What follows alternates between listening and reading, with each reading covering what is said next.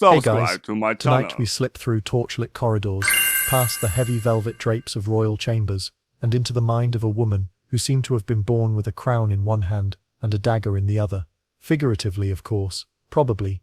You feel the warm glow of candlelight flicker across tapestries of knights and crusades, but you also sense the drafts that come from doors left slightly ajar, doors where whispers pass through like ghosts. You're stepping into the world of Eleanor of Aquitaine, queen, rebel, patron of the arts, and possibly the most politically savvy woman of the 12th century. And if you think medieval queens were just ornamental figures, well, you probably won't survive this episode. So before you get comfortable, take a moment to like the video and subscribe, but only if you genuinely enjoy what I do here. And while you're at it, tell me in the comments where in the world you're listening from, and what time it is for you right now. Now, dim the lights, maybe turn on a fan for that soft background hum, and let's ease into tonight's journey together. You're standing in Poitiers, France, sometime around 1137. The air smells faintly of roasting meat and wet stone. Troubadours pluck lutes in the courtyards. Eleanor is only about 15 years old, yet she's suddenly become the Duchess of Aquitaine, one of the largest and wealthiest territories in Europe. Imagine inheriting half of France while you're still figuring out which wine goes with which cheese. This is no ordinary teenage debut. This is a coronation of influence. Almost immediately, Eleanor's life becomes a chessboard of marriages and alliances. Her first move, marrying Louis VII, King of France. Now, the official story says it was arranged for politics, but historians still argue whether Eleanor had a personal hand in steering the choice. One thing's certain, she arrived in Paris with a massive dowry and an even bigger personality. She's the kind of queen who, if she lived today, would be trending for both her outfits and her political hot takes. Paris, however, is not Aquitaine. The French court feels chilly, less wine-soaked troubadour nights, more monkish austerity. Louise is devout to the point of wearing simple clothes and praying half the day, while Eleanor prefers festivals, hunting and lively debates. Think of a Netflix rom-com, where the free-spirited heroine marries a man who insists on reading scripture at dinner. Their most infamous adventure comes when they join the Second Crusade in 1147. Eleanor doesn't stay home like a proper medieval queen is supposed to all know. She sails to the Holy Land with her ladies-in-waiting dressed in Amazon-inspired armor.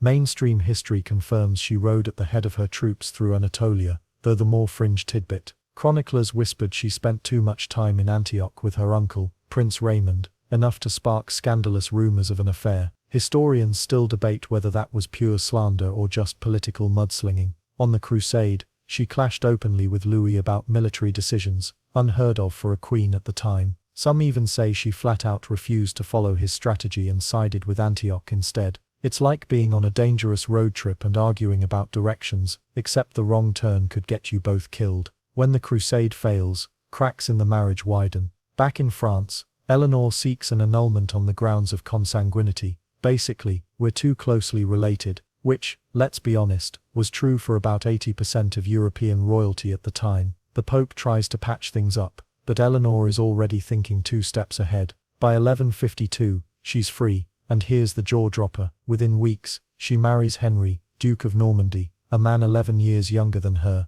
and the future King Henry II of England. If Louis thought he'd seen scandal before, this is like Eleanor lighting a political firework and tossing it over the channel. This move fuses Aquitaine with England's lands, creating an empire that stretches from the Scottish borders down to the Pyrenees. And she's not content to be a silent partner. Eleanor manages her own territories, travels constantly, and raises children who will become kings, queens, and in at least one case, legendary rebels.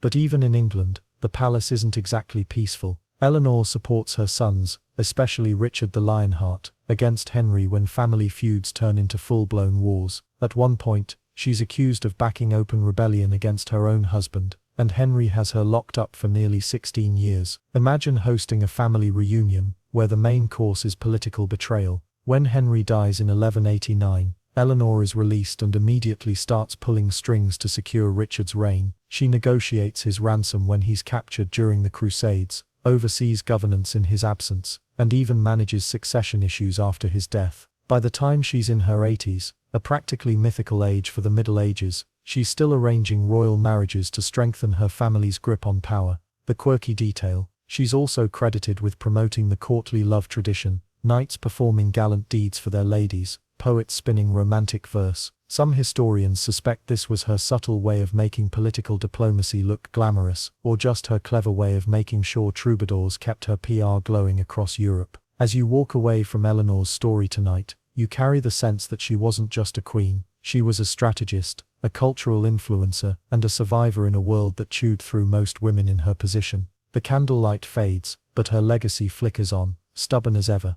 You step off the well-worn cobblestones of Eleanor's world, and into the shadowy alleys of 14th-century London, where the wind carries both the scent of roasted chestnuts and the sharp tang of suspicion. Ahead of you, Isabella of France, history's so-called she-wolf of France, is moving through the crowd like someone who knows exactly how dangerous she is. Her hood is pulled low, but there's no hiding the posture of a queen who has crossed oceans, toppled a king, and dared to love in the open when it could cost her everything. She starts as a diplomatic prize, sent from Paris to England, at the age of about 12, to marry King Edward II. The union, on parchment, should have been golden.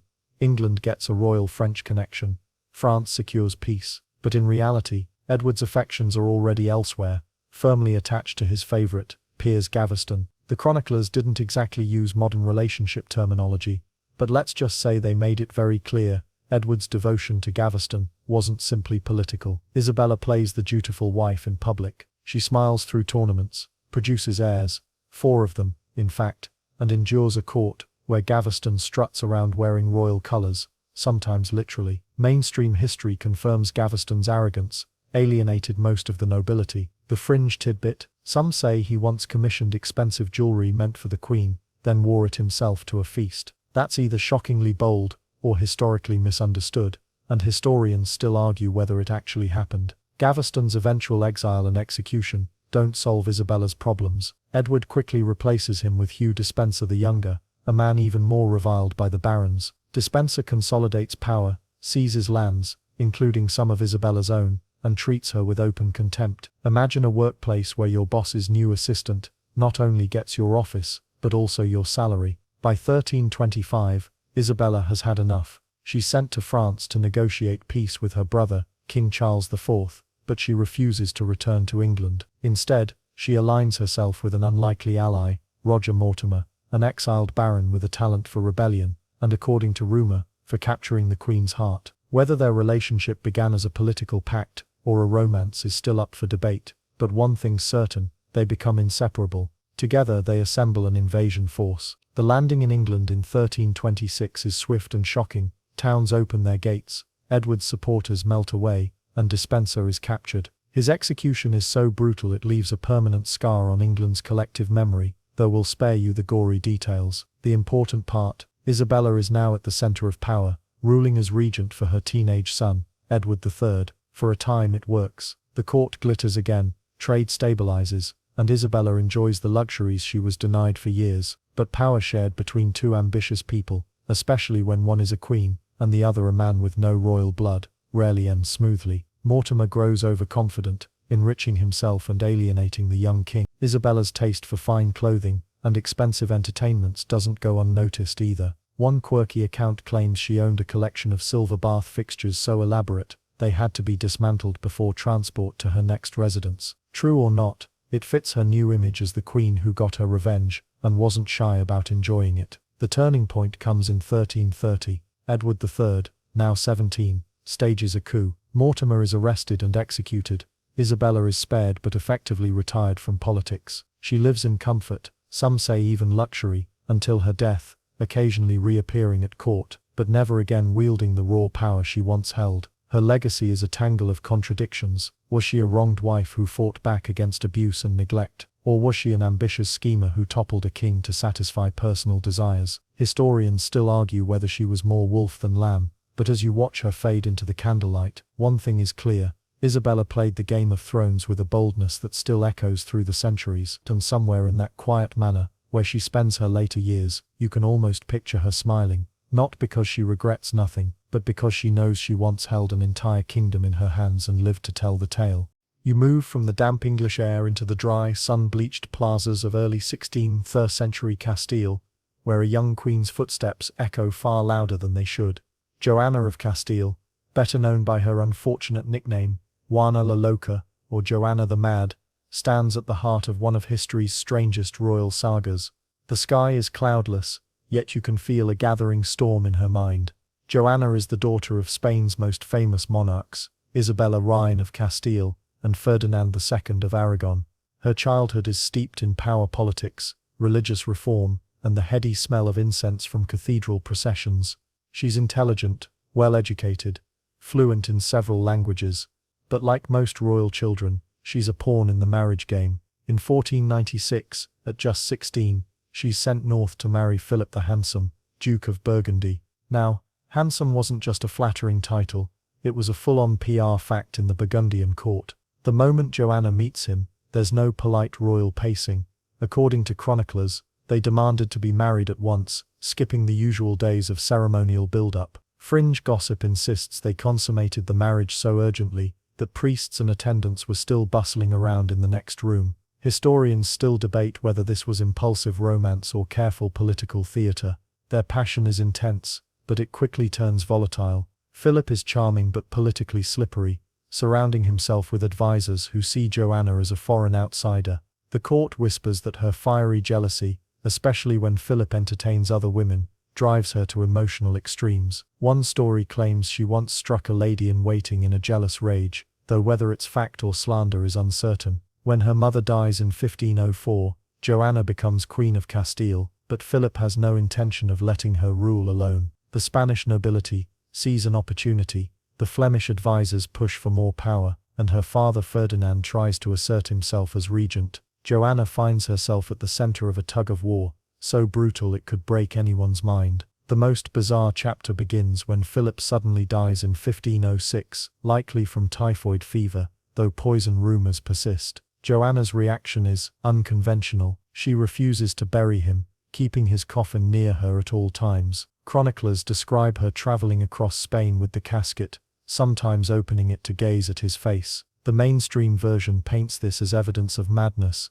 The fringe interpretation, it was a power play to prevent rivals from controlling his remains and claiming legitimacy. Imagine trudging through the cold Castilian night, flickering torchlight reflecting off the polished wood of a royal coffin, while the queen walks beside it in widow's black, refusing comfort. Townsfolk line the roads in stunned silence, some crossing themselves, others murmuring that the queen is cursed. Eventually Joanna is declared mentally unfit to rule. She's confined to the royal palace at Tordesillas for the next 46 years, yes, nearly half a century. Her son Charles V uses her status to bolster his own reign, while carefully ensuring she remains politically sidelined. Yet even in isolation, she receives secret visitors, hears the latest gossip, and insists on small acts of sovereignty, choosing her own meals, approving certain appointments. The quirky detail, she reportedly had a fondness for sewing elaborate garments during her confinement, sending them as unexpected gifts to nobles she favored, or wished to unsettle. The gesture was both delicate and unnervingly pointed, as if to say, "I'm still here." Historians still argue whether Joanna suffered from genuine mental illness, postpartum depression amplified by politics, or whether the madness label was a convenient excuse for powerful men to sideline a queen who wouldn't yield. As you step back from her dimly lit chambers, you realize her story isn't simply tragic. It's a reminder of how quickly history can rewrite a woman's identity to suit the needs of those in power. And somewhere in that long corridor of cold stone, you imagine her whispering to the coffin she once refused to bury, not just words of love, but secrets the rest of the world will never know. The torches sputter as you leave the cold isolation of Tordesillas and find yourself on the banks of the River Seine in early 14th century France. The air smells of damp wool, baked bread, and something else, anticipation. The fortress ahead is massive, its stone towers rising like watchful giants over the medieval skyline. Inside, behind high walls and iron-bound doors, lies one of the juiciest scandals to ever rattle a royal family: the downfall of Marguerite of Burgundy. Marguerite is no stranger to courtly intrigue. She's the daughter of Robert II, Duke of Burgundy, and marries Louis, the future Louis X of France. On paper, she's perfectly positioned to be queen. In reality, the French court is a simmering stew of alliances, rivalries, and the occasional knife hidden in a sleeve. The trouble begins in 1314, when whispers start threading their way through the halls of the Château de Nesle in Paris. According to chroniclers, Marguerite, along with her sisters-in-law, Blanche and Joan, has been engaging in improper conduct with a pair of handsome young knights, the Dornay brothers. How did anyone even find out? One version says her sister-in-law, Isabella of France, yes, our she-wolf from earlier, noticed the knights wearing purses she herself had given the royal women as gifts. Suspicious, she reported it to her father, King Philip IV. From there, things spiral quickly. The brothers are arrested and tortured, until they confess to adultery with Marguerite and Blanche. The quirky fringe detail: some accounts claim they admitted to meeting the queens in a tower at night, sneaking in disguised as merchants. Whether those confessions were genuine or wrung out under duress is something historians still argue about. Marguerite's fate is sealed. She's found guilty, stripped of her title, and imprisoned in the fortress of Château Gaillard, an imposing stronghold perched on a cliff above the Seine. You can almost hear the clang of the gate as it slams shut behind her. The conditions are brutal, cold, damp and isolated. She's allowed minimal comforts, the stone walls weeping with moisture year-round. Louis, now king after his father's death, doesn't exactly rush to her rescue. In fact, her existence becomes politically inconvenient. There's talk of annulment, whispers of finding a new bride, anything to free the king from the scandal's lingering stink. Mainstream history records that Marguerite dies in 1315, just a year into her imprisonment. The official cause: cold and poor conditions in her cell. But there's another, darker version that she was quietly strangled, possibly on Louis's orders, to clear the way for a new marriage. The truth? Historians still debate, the records blurred by politics and the need to keep royal hands clean. As you walk the damp corridor of her prison in your mind, the air feels heavy. Marguerite, once dressed in silk and crowned with gold, now shivers under a coarse wool blanket. The only light comes from a narrow slit in the wall, letting in a ribbon of grey sky. Did she think of her days at court, of music and feasts and whispered flirtations, or did she think only of betrayal, that her sister-in-law's words had sent her here, that her husband's silence had sealed her fate? The quirky detail that lingers, even in disgrace: Marguerite's name survives in ballads sung by wandering minstrels, some painting her as a tragic lover, others as a warning about the dangers of female vanity. That dual image, victim and villain, would follow her through centuries, proving that in medieval Europe, the truth was often less important than the story people chose to tell. As you step back into the night air outside Château Gaillard, the Seine below flows on, indifferent to the scandals that once shook the stones above it. But you can't help feeling that Marguerite's shadow still lingers here, whispering that sometimes, the walls that keep you in are built just as much from lies as from stone. The river mist fades into the warm, heady air of Renaissance Rome, where the bells of St. Peter's ring over cobbled streets, and every corner smells of fresh bread, incense, and if you listen to the rumors, poison. You're in the shadow of the Vatican now, where power isn't just measured in crowns but in secrets, whispered behind velvet curtains. And at the heart of those whispers sits Lucrezia Borgia, the woman whose name has become shorthand for both beauty and deadly intrigue. Born in 1480 to Cardinal Rodrigo Borgia, later Pope Alexander VI, and his longtime mistress Venosa di Catanai, Lucrezia grows up in a world where family connections are currency, and alliances are forged like weapons. From the start, she's a tool in her father's political machine, a piece on the chessboard he moves without hesitation. Her blonde hair and pale complexion are celebrated by poets. Her education rivals that of most noblemen, but her fame, well, that's another story. At 13 she's married off to Giovanni Sforza, a politically useful match for the Borgias. But when the alliance loses its value, Rodrigo wants the marriage annulled. The official reason: Giovanni's alleged impotence. Fringe gossip says the Borgia spread rumors of his failure, just to humiliate him into agreement. Giovanni fires back with accusations of incest between Lucrezia and her father or brother Cesare, a charge historians still argue over. Was it political slander or the seed of something darker? The records are as murky as the Tiber at night. Her second marriage, to Alfonso of Aragon, is more promising, at least at first. But Cesare Borgia sees Alfonso as a threat to his own ambitions. In 1500, Alfonso is attacked and mortally wounded on the steps of St. Peter's Basilica. The official story: street brawl, the whispered truth, Cesare's assassins. Lucrezia tends to Alfonso in his final days, and one chronicler even claims she mixed his food with her own hand to prove she wasn't part of the plot.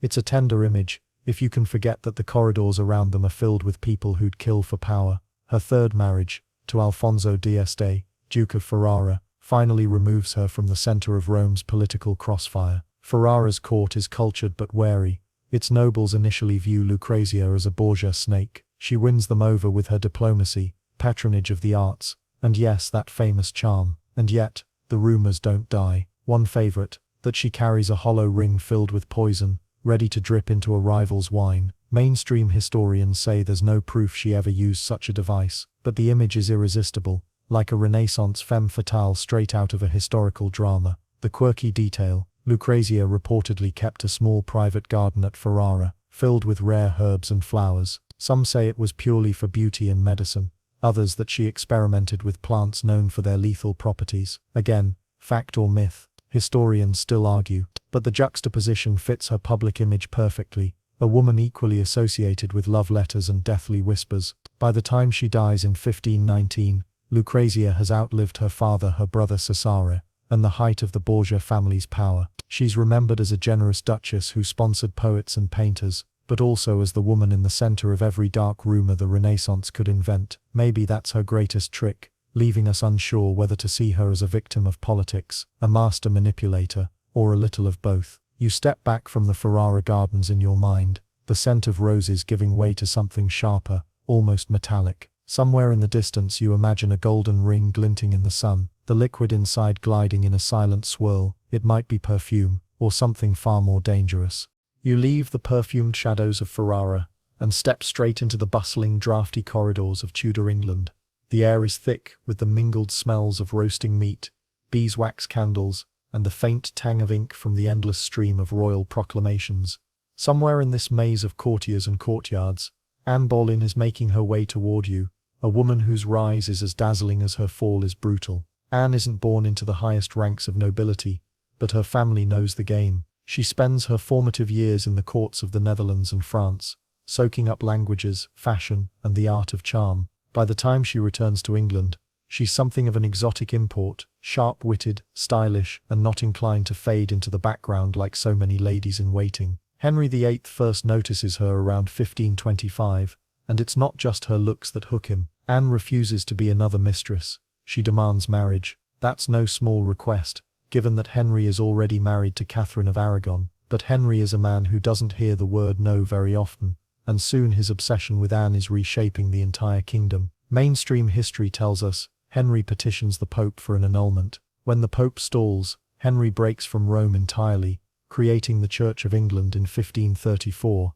a seismic shift in European politics. The fringe tidbit: some contemporary gossip claims Anne privately encouraged Henry's defiance, not just for love, but because she relished the idea of being queen on her own terms. Historians still argue whether she was a passionate believer in reform, or simply an opportunist who saw her chance. When she finally marries Henry, Anne becomes the most watched woman in England. Her coronation is lavish, but the pressure is immediate: produce a male heir. She gives birth to Elizabeth in 1533, a healthy daughter, but not the son Henry craves. 2 miscarriages follow, and each one chips away at her position. Then the whispers begin. Anne is accused of everything from adultery to incest with her own brother, George Boleyn. The incest charge is especially sensational, and historians widely agree it was politically motivated. Yet the gossip persists, even 5 centuries later. The quirky detail: one rumor claimed Anne had a 6th finger on her right hand, a supposed mark of the devil, that may have been nothing more than a small nail deformity,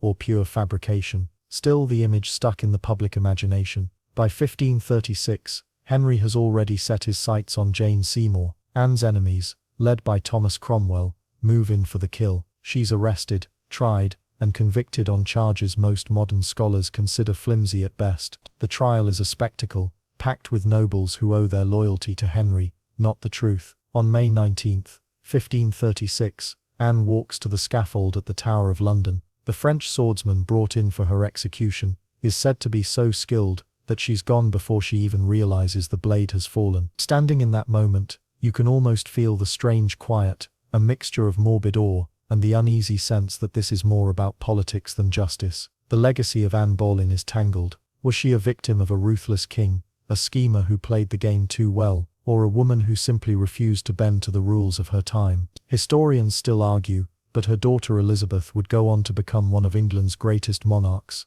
a twist of fate that must have made Anne's ghost smile. And as you step back from the tower's cold stones, you can almost hear the faint flutter of fabric from that day, a queen's gown catching the wind one last time before it fell, still forever.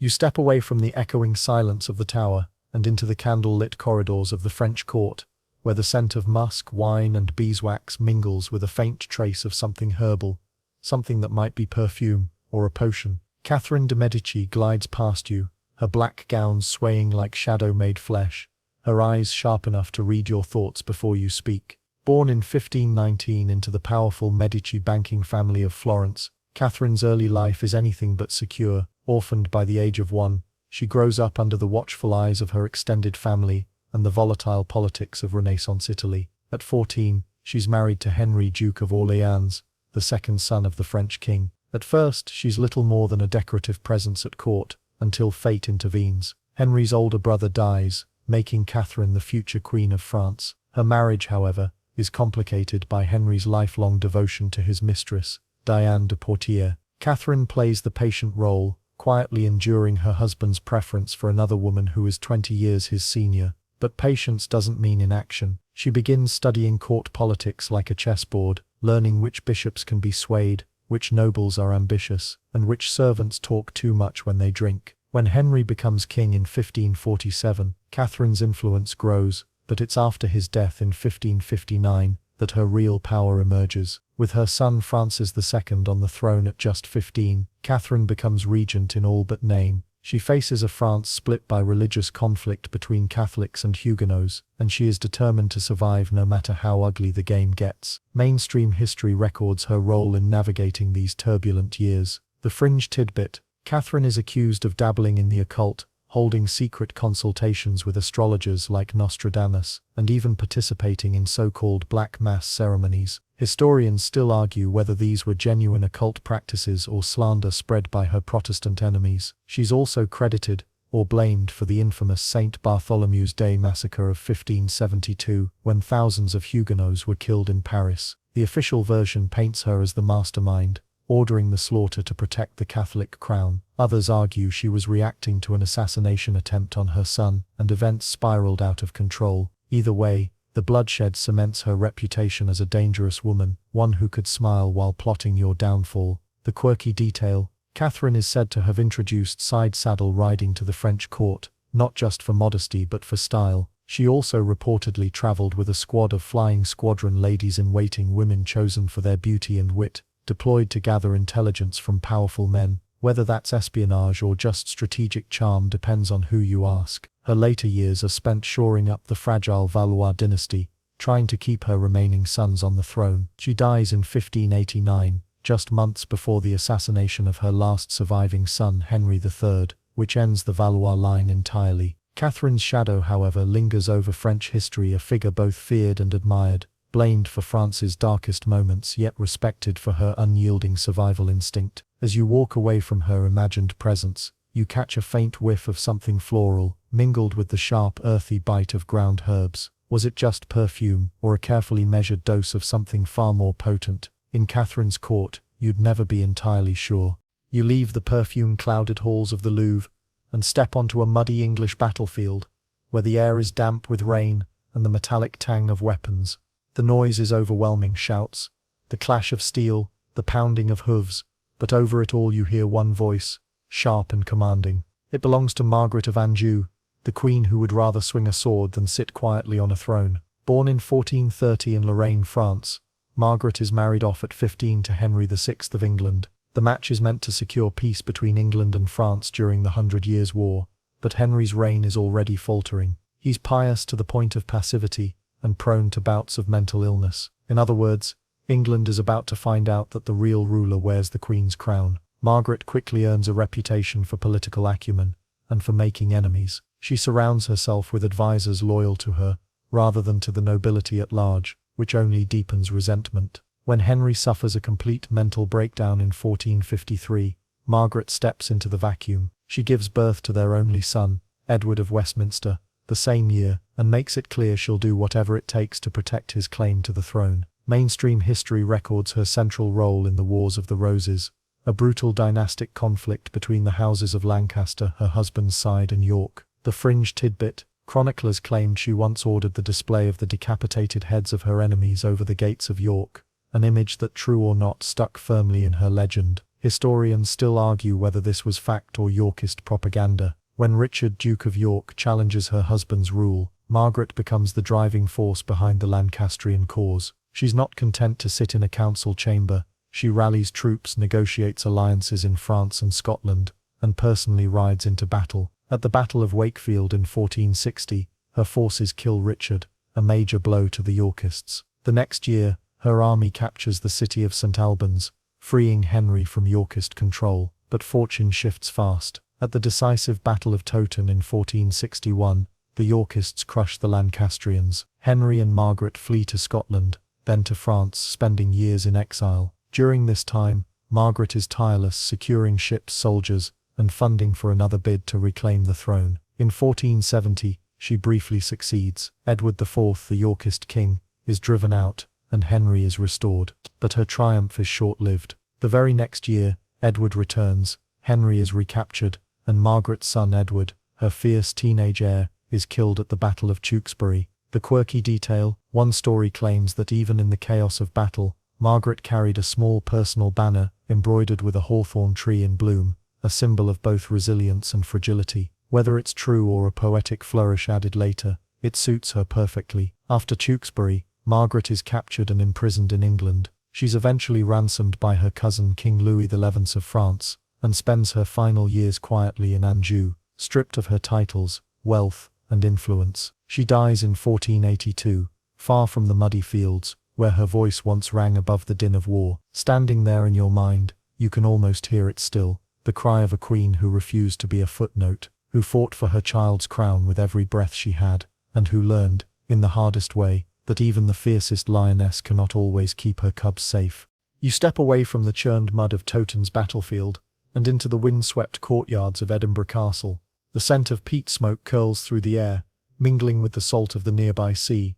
Inside these cold, echoing stone halls, Mary, Queen of Scots, moves like someone born to be watched. Every gesture seems to have been rehearsed for an audience, yet her life is anything but a controlled performance. Mary is born in 1542, the only legitimate child of King James Fat of Scotland. Her father dies when she's just 6 days old, making her queen before she can even lift her own head, because she's a baby monarch in a dangerous political climate. She's whisked off to France at the age of 5, betrothed to the French Dauphin, Francis.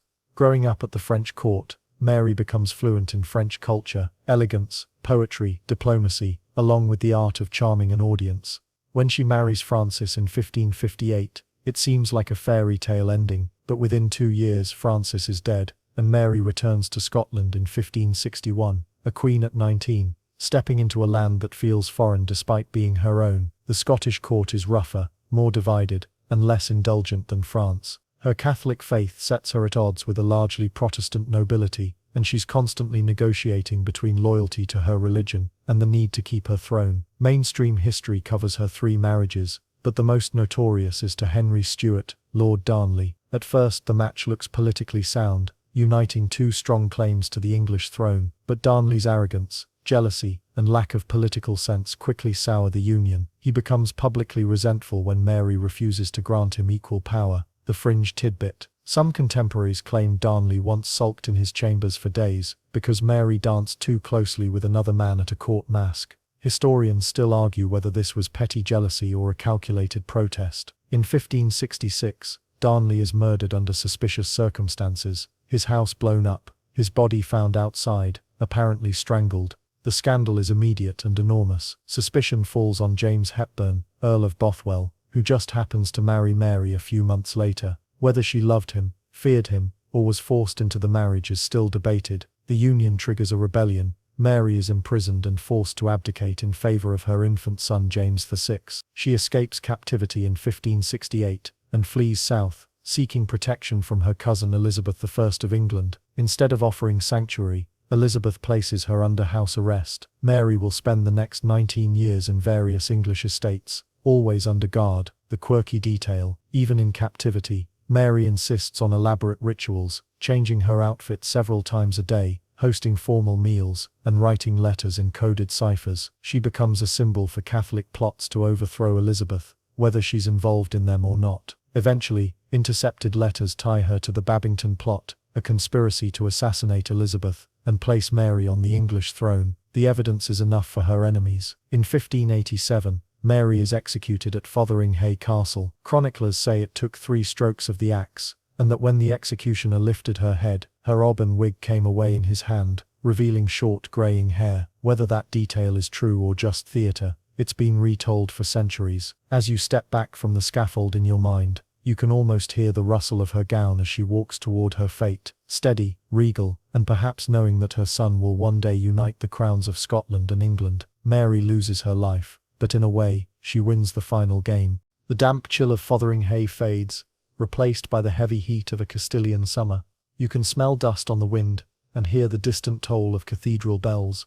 In the vaulted chambers of the Alcazar of Segovia, a young princess named Isabella moves with quiet precision. She doesn't stride into a room. She claims it, like someone who knows she'll never give it back. Born in 1451, in Madrigal de los Altos Torres, Isabella of Castile's not expected to rule. She's a younger daughter in a fractured kingdom, where politics feel more like a knife fight in a dark alley. But fate, or perhaps ambition, has other plans. When her half-brother King Henry IV faces challenges to his legitimacy and heirs, Isabella is thrust closer to the throne than anyone thought possible. By the time she marries Ferdinand of Aragon in 1469, Isabella has already shown she's no pawn. This marriage is a political earthquake, uniting 2 of the most powerful Iberian crowns. Officially they're partners. In practice, Isabella keeps a firm hand on Castile's reins. Mainstream history remembers her for completing the Reconquista, the long campaign to drive Muslim rule from the Iberian Peninsula. In 1492, with the fall of Granada, that mission is complete. The fringe tidbit: Isabella is said to have worn the same dress for months during the Granada campaign as a sign of piety and focus, though some historians think this was exaggerated propaganda. Historians still argue whether it was literal truth, or a clever story to frame her as a humble warrior queen. Of course, 1492 is also the year she bankrolls Christopher Columbus. She listens to his improbable pitch about sailing west to reach Asia, and instead of laughing him out of the room, she funds the expedition. It's a gamble that changes the world, though not necessarily for the better for everyone involved. Isabella is also deeply religious, and here's where the scandal begins to bite. In 1478, she and Ferdinand established the Spanish Inquisition to enforce Catholic orthodoxy. Under her rule, thousands are tried, tortured, and executed for heresy. In 1492, she signs the Alhambra Decree, expelling all Jews from Spain unless they convert. The measure devastates communities and enriches the crown through seized assets. The quirky detail: Isabella insists on being present at many formal court cases, often sitting quietly in the back before delivering sharply reasoned judgments. One ambassador remarked that she had the mind of a man in an age when that was meant as a high compliment, though today it sounds more like a backhanded one. Isabella's reign is not without personal struggle. She endures the deaths of multiple children, political betrayals, and the constant push and pull with Ferdinand over who truly governs. Yet she maintains an image of serene authority, often dressing plainly but with one piece of lavish jewelry to remind everyone she is still the queen. She dies in 1504, leaving behind a transformed Spain, united, powerful, and on the cusp of global empire. Whether you see her as a visionary or a zealot depends on where you stand in the echo of those cathedral bells. But as you walk out of that stone hall in your mind, you can still feel the weight of her decisions, heavy, irreversible, and centuries-long in their shadow. The clanging of Segovia's bells fades into the low murmur of the River Thames. You drift through the smoke-scented corridors of the Tower of London, where the air feels too heavy for breathing. In one of these gilded chambers sits a queen who smiles like she knows the joke is on everyone else. Anne Boleyn, born around 1501, though historians still argue whether it was 01, 07, or somewhere in between. Anne spends her youth in the glittering courts of the Netherlands and France. She absorbs French fashion, music, and courtly flirtation like a sponge. By the time she returns to England, she's not the typical English noblewoman. She's sharper, bolder, and just a little dangerous. Anne doesn't set out to become queen, she sets out to be noticed. She refuses to be King Henry VIII's mistress, which, in a court full of women who accept that role without protest, is a scandal in itself. Instead, she dangles the possibility of more, but only with a crown involved. The result? Henry's obsession triggers the English Reformation. Mainstream history will tell you Henry divorces Catherine of Aragon and breaks from Rome to marry Anne in 1533. But the quirky tidbit: before they wed, Henry writes Anne a series of love letters so syrupy that modern readers have compared them to bad pop lyrics. One even contains a drawing of a heart pierced by an arrow, which makes you wonder how such a terrifying man could doodle like a lovesick teenager. The marriage starts as a love story but quickly turns political blood sport. Anne fails to produce a male heir, giving birth instead to a daughter, Elizabeth, who will one day outshine them both. As pressures mount, Anne's sharp tongue and outspoken nature make her enemies multiply. Even the smallest missteps, like laughing too long at another man's joke, are twisted into accusations.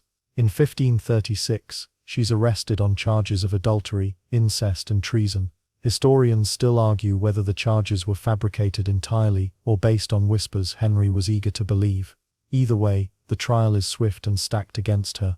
The fringe detail: her execution is carried out by a skilled French swordsman brought over specifically for the task, supposedly to ensure a quick and clean death. On the scaffold, Anne is composed, even gracious, praying for the king's health.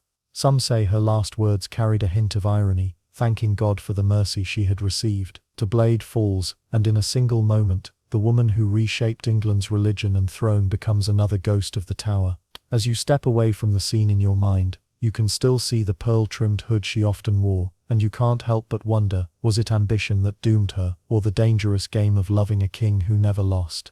The echo of the sword's strike fades, replaced by the distant clink of goblets and the warm scent of rose oil drifting through a candle-lit hall. You're no longer in England. You're in a Mediterranean court, where silk rustles against marble, and a queen deliberately shapes herself into a myth. She isn't born Cleopatra, but she makes sure everyone sees her that way. Her name is Joanna of Naples, ruling in the mid-14th century, and she understands something most monarchs don't. Perception is power. The real Cleopatra has been dead for over a millennium, but her legend, sensual, clever, ruthless, still intoxicates European courts. Joanna studies that legend and decides to borrow the costume, quite literally. At banquets, she appears in flowing gold-threaded gowns with Egyptian-inspired collars, her eyes lined in kohl, and her hair braided with tiny jewels to shimmer in torchlight. Mainstream history records her as a ruler who navigated a turbulent kingdom plagued by political assassinations, foreign invasions, and church interference. The scandal: in 1345, her husband, Andrew of Hungary, is murdered in what's still considered one of the most suspicious royal deaths in medieval Europe. Historians still argue whether Joanna orchestrated the assassination, turned a blind eye, or was entirely innocent. The quirky tidbit: at one feast, she reportedly had the dining tables arranged in the shape of a scorpion, her zodiac sign, so that every guest sat according to the placement of the creature's legs and tail. Some chroniclers say this was a playful nod to astrology, others swear it was a veiled warning to her enemies. Her Cleopatra act is more than costume. She uses it to bend negotiations in her favor. Venetian ambassadors return home describing her as a new Isis, a goddess queen who commands both awe and fear. In courtly disputes, she doesn't just speak, she stages the conversation, making sure sunlight falls across her jeweled neckline, or that the scent of exotic incense arrives at the perfect moment. But her reign is no theatrical farce. Joanna leads armies, outmaneuvers the Pope's envoys, and negotiates treaties that keep Naples independent, despite constant pressure from Hungary and France. Yet the Cleopatra image has a double edge. Some see her as a divine monarch, others accuse her of vanity, decadence and moral looseness. In 1382, her fortunes collapse. Charles of Durazzo invades Naples, captures Joanna, and imprisons her. Accounts differ wildly on her death: strangled with a silk cord, smothered with pillows, or starved. Whatever the truth, her Cleopatra-inspired persona dies with her. The silk gowns are gone, the incense fades, but the legend she crafted lingers in the minds of those who saw her, not just as a queen, but as a living, breathing piece of political theater. And as you step away from her palace in your mind, the faint scent of roses still clings to the air, making you wonder whether the myth was always the point. The scent of roses and gold-threaded gowns fades, replaced by the bitter tang of sea spray and the low groan of ships rocking at anchor. You find yourself on the rugged coast of Brittany in the late 14th century, where the wind cuts sharper than a knife and political loyalty shifts faster than the tides.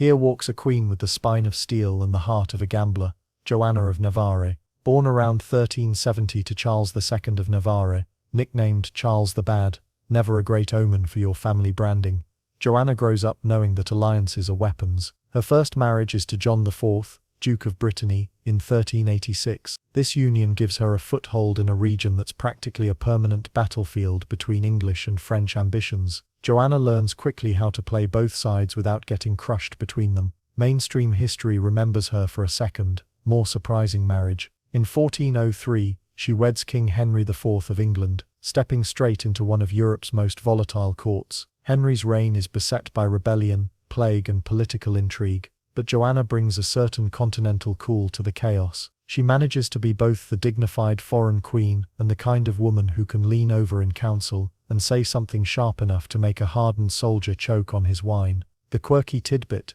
Joanna is one of the only medieval queens to have been formally accused of witchcraft in her own lifetime while still sitting on the throne. In 1419, her stepson Henry IV imprisons her and charges her with using sorcery to try to kill him. Historians still argue whether this was political maneuvering to cut off her income, or if superstition genuinely swayed the young king. Either way, the image of a queen in royal robes being questioned about magical poison is straight out of a grim fairy tale. Her imprisonment lasts several years, and her estates are seized. But Joanna plays the long game. She doesn't grovel, she waits. Eventually Henry relents, releasing her and restoring her lands. By the time she regains her freedom, she has outlasted nearly all the men who plotted against her. The fringe detail that sticks: while in captivity, she insists on maintaining her full queenly etiquette. Servants must still announce her presence formally, and meals are served with all the ceremony due her rank, even if she's technically a prisoner. It's a small defiance, but one that makes it clear she might be confined but she will not be diminished.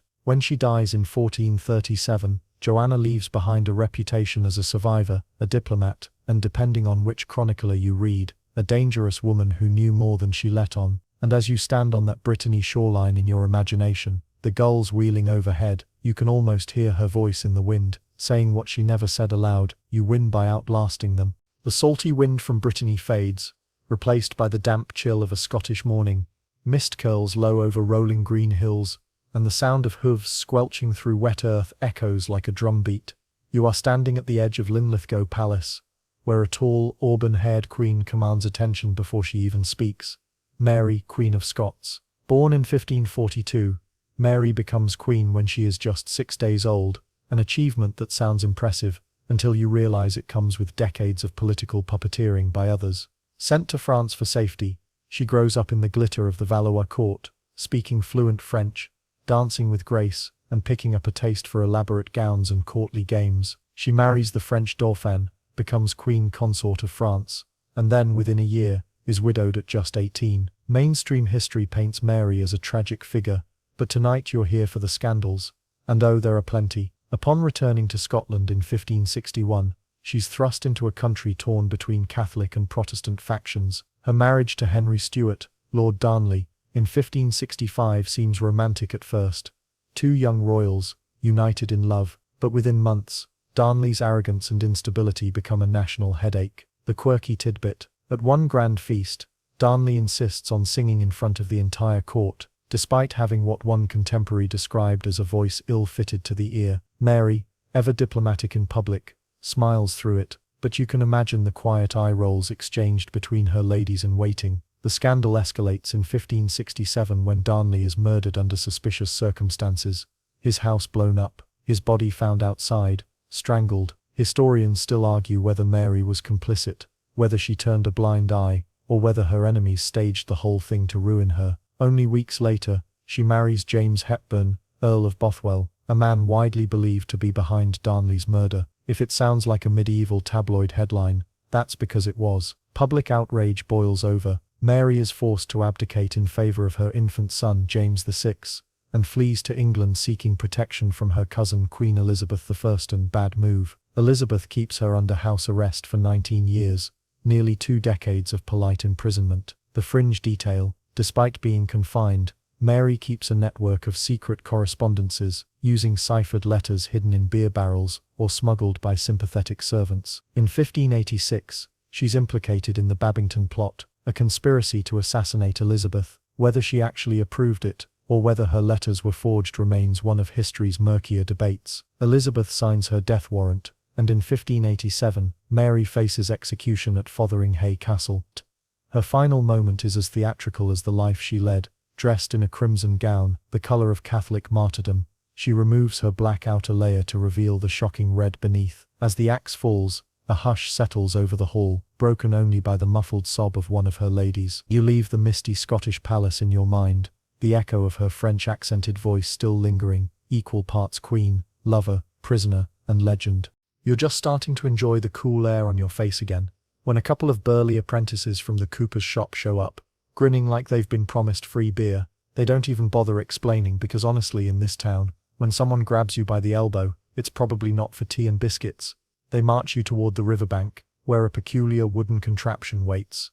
At first, you think it's some kind of giant seesaw, but no, this is the infamous ducking stool, the medieval multi-tool for public shaming and witch testing. Mainstream historical fact: ducking stools were used mostly on women accused of gossip, scolding, or witchcraft, but they were occasionally employed for dishonest traders or quarrelsome men. The victim was strapped into a chair mounted on a long wooden beam, which pivoted over a body of water. Quirky tidbit: some towns got creative. Instead of fresh river water, a few used the nearest sewage pit, because why not add disease to humiliation? Historians still argue whether the practice was genuinely believed to test guilt, or was simply a crowd-pleasing form of punishment. You're forced into the seat, thick ropes binding your wrists to the armrests, and suddenly you feel every inch of the chair's rough wood against your skin. The beam creaks ominously above you, like it's debating whether to drop you now, or let you stew in dread a little longer. Then, without warning, you're swung out over the water. The world tips, and there's a heartbeat of silence before you plunge in. Cold,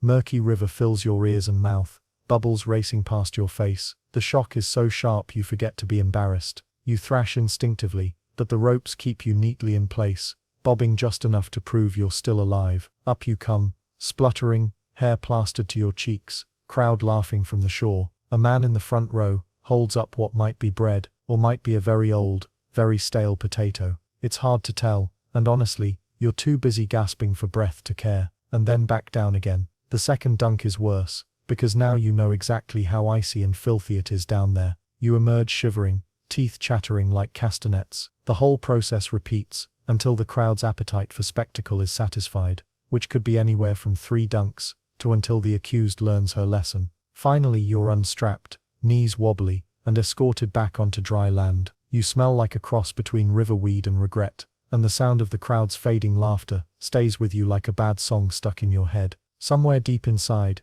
you promise yourself never to speak out of turn again, at least, not where someone can hear you. But knowing you, that resolution has an expiration date. You're still dripping, the river water working its way into every seam of your clothes, when the guard to your left mutters something about making it permanent. That phrase is rarely followed by cake. You're led, no, paraded through a side street where the cobbles are slick with the residue of last night's rain. At the far end, smoke coils lazily from a forge, the kind of smoke that clings to your hair for days. The smell is metallic, sharp, and full of warnings your instincts translate as run. Inside, the blacksmith doesn't even look up. He's holding a long iron rod in the coals, and the tip glows a furious orange. You can see the faint outline of a letter carved into the metal. Maybe a T for thief, maybe a V for vagabond. You don't ask. Asking only makes things worse. Mainstream historical fact: branding was a common punishment across medieval Europe, meant to mark criminals permanently so others could identify them instantly. Different crimes had different letters, M for murderer, B for blasphemer, and so on, burned into skin that would carry the scar for life. Quirky tidbit: in some places, they didn't bother with letters at all. They'd brand you with the town crest, turning your forehead into a very unwilling civic billboard. Historians still argue whether this was primarily for deterrence or simply to humiliate offenders beyond repair. The blacksmith pulls the iron free, and the air between you and it ripples with heat. The guards hold your arms tight. You think for a second about jerking away, but they've done this before. They've seen the jerks, the flinches, the pleas. The tip touches your forearm first. There's a moment, just a heartbeat, where your brain refuses to register what's happening. Then pain blooms, white hot and absolute, tearing through every nerve like lightning. You smell yourself burning before you hear your own sharp gasp. When it's over, they let go, and you stagger back, clutching the new mark. The skin around it already swells, angry and red, but the letter, or crest, stands clear. That's it, you're branded. A walking, breathing criminal record for everyone to read. You try to shake it off, but in the corner you spot another man. His brand is years old, the skin puckered and pale now. He catches your eye and smirks, as if to say, welcome to the club you never wanted to join. By the time they shove you back into the street, the air feels colder, or maybe that's just you, suddenly aware that no matter where you go from here, you'll carry this little piece of glowing iron's opinion for the rest of your days. Your branded arm still throbs like it's keeping its own heartbeat, but the guards aren't finished yet. They turn down another lane, narrower this time, where a tall wooden post stands at the center, weathered, splintered, and darkened by rain, and something else you don't want to guess at. It's the whipping post, the medieval equivalent of a public comment section, except the feedback comes in leather and leaves welts. Mainstream historical fact. Whipping posts were common in towns across Europe and colonial America, used to punish crimes like theft, fraud, and public drunkenness. They were deliberately placed in busy squares so everyone could watch, reinforcing the lesson through shared humiliation. The guards tie your wrists high above your head, forcing you onto the tips of your toes. The rope cuts into your skin with each tiny movement, and the wood behind you is rough enough to catch your shirt in little tears. Quirky tidbit. Some towns kept ceremonial whips decorated with bright ribbons, the idea being that even punishment could have a bit of local flair. Historians still argue whether this was meant to make the act seem more like community theater or just to keep the crowd entertained. The man wielding the whip steps forward, his boots crunch on the gravel, and he drags the leather tails behind him, letting them brush the ground like a lazy predator. He looks at you, not with anger, but with the casual detachment of someone about to chop firewood. The first strike lands across your shoulders, the sound arrives before the pain, a sharp crack that seems to startle even the pigeons on the eaves. Then the sting hits, a searing, prickling fire racing across your skin. You lose count after 5. By 10, the crowd is murmuring, some leaning forward, others turning away. A child giggles until his mother hushes him. You almost want to tell him it's okay. This is the sort of thing people will make jokes about later, long after the sting fades. The executioner, if you can call him that, finishes with one last snap, then tosses the whip onto his shoulder like it's just another day. The guards untie you, and your arms drop like dead weight. You can feel the raised welts forming under your shirt, each one a fresh memory you didn't ask for. As they lead you away, you glance back at the post. The next person will take your place soon enough, and the cycle will keep going, each crack of leather another reminder that in this world, pain isn't just private, it's public property.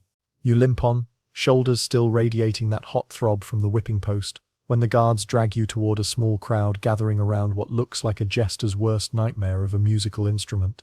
It's long, metallic, and grotesquely shaped like an oversized recorder, but with clamps instead of finger holes. Welcome to the shame flute. No, it's not for playing sweet medieval lullabies. It's for wearing. Mainstream historical fact. In parts of Germany and the Low Countries during the 17th century, this bizarre device was locked around the neck and hands of offenders, often bad musicians, street brawlers, or disruptive drunkards. The flute was designed so that the criminal's hands were fixed in position, mimicking the act of playing. The result, hours of parading through town, unable to eat, drink, or even scratch an itch. The guards grin as they hoist the thing into place. It's heavier than it looks. Cold, unyielding iron pressing into your collarbones, your wrists trapped against the tube so tightly you can barely wiggle your fingers. The crowd's laughter blooms like wildfire. Someone starts humming an off-key tune just to mock you. Quirky tidbit. Some records say the shame flute was occasionally adorned with bells, so every awkward step jingled, because nothing says repent like providing your own soundtrack of humiliation. Historians still argue whether these bells were standard practice or just the work of especially creative local officials with too much free time. A guard gives you a push, and you stumble forward, the heavy iron swaying. You try to keep your balance, but the uneven cobblestones make it impossible to walk with dignity. The laughter intensifies when a boy pretends to conduct you like an orchestra. Hours pass, though it feels like days. The metal bites into your skin. The sun climbs, baking the iron until it's warm enough to sting. You're thirsty, but your hands are locked in place. The flute catches on your tunic every few steps, pulling at the fabric, turning your performance into a clumsy pantomime. Somewhere behind you, someone starts clapping in time with your steps. Another person throws a wilted cabbage leaf. A man with a lute plays a deliberately sour chord every time you pass an alley. This is punishment by satire, your misery amplified by an audience that feels like part of the sentencing. When the guards finally unlock the device, your wrists are numb and your neck aches. You half expect to hear phantom jingles as you're led away, the sound of your forced concert still ringing in your ears. But the street swallows you again, and you can't help but think, maybe, just maybe, being pelted with rotten vegetables is slightly better than the next punishment waiting ahead. You've barely caught your breath when the guards steer you down a narrower lane, where the sun seems to vanish behind looming stone walls. The air grows damp, heavy with the scent of mildew, and something sharper, like old iron and fear. You hear it before you see it. The scrape of chains, the faint creak of wood under strain. Then, in the dim light ahead, it appears. The Judas cradle. Imagine a wooden pyramid, maybe 3 feet tall, polished smooth at the point. Smooth not from craftsmanship, but from the countless bodies that have met it. It's mounted on a sturdy base, with ropes dangling from a pulley overhead. It looks almost harmless, like some strange carpenter's tool. But your stomach turns, because you know the truth. This is pain disguised as geometry. Mainstream historical fact. The Judas cradle, used in parts of Europe during the late Middle Ages, was a device of torture and intimidation. Victims were suspended above the pyramid-shaped seat and slowly lowered onto its point, either to extract confessions or as a warning to others. It didn't need to kill, it just needed to terrify. Quirky tidbit.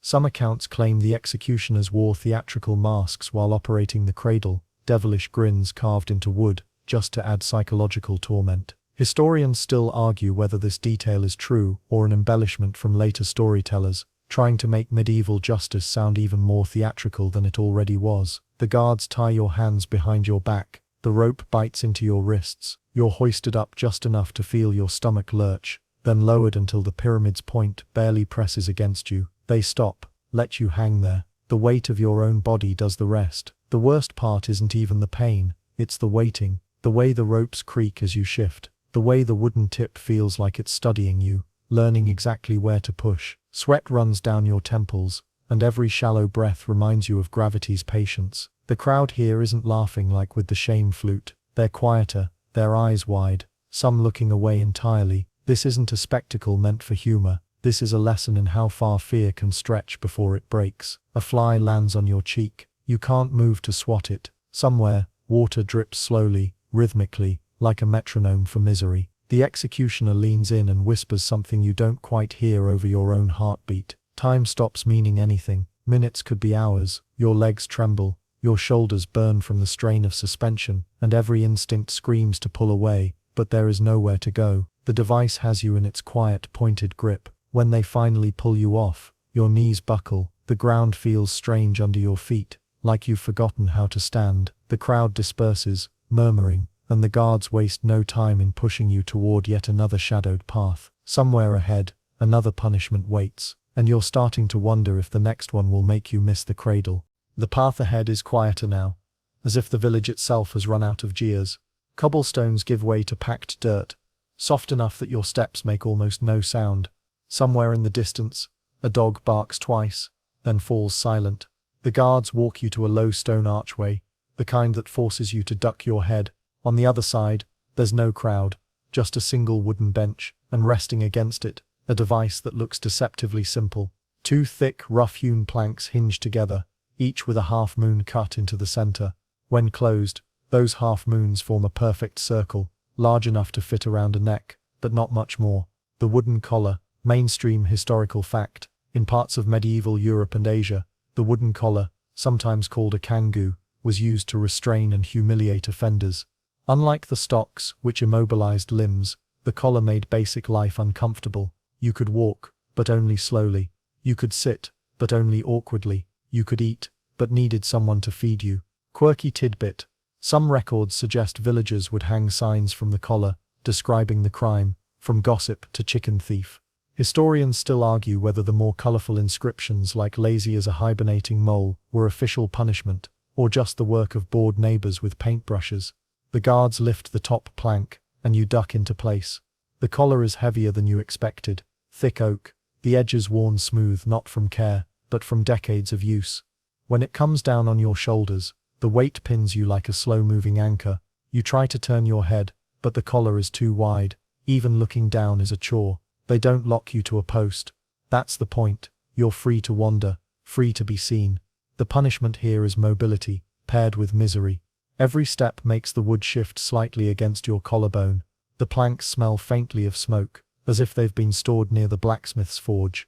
You shuffle forward into the sunlight, and sure enough, people notice. A pair of boys walking with baskets glance at you, then whisper something that makes them laugh. An old woman selling bread doesn't laugh. She just stares, like she's trying to decide if you deserve the collar or not. It doesn't take long before your shoulders ache.